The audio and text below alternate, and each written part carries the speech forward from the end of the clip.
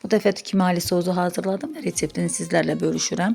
2 kilo göyəmin üzərinə yarım stakan su əlavə eləyib, meyvələr tam bişənə qədər qaynadırıq. Sonra qaynanmış meyvəni süzgəcdən keçirdirik və alınan sosu əlavə eləyirik qazana və qoyuruq qaynamağa.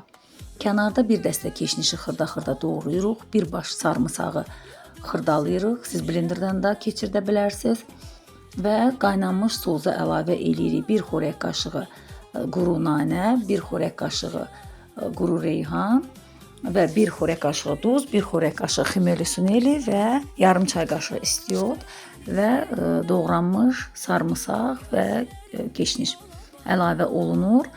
Qatılaşana qədər bişirilir və budur, bizim kimali sosumuz hazırdır. Çox gözəl dadlı alınır. Bütün ət yeməklərinin yanına çox gözəl yaraşır. Buyurun hazırlayın. Hazırlayan hər kəsə nuş olsun.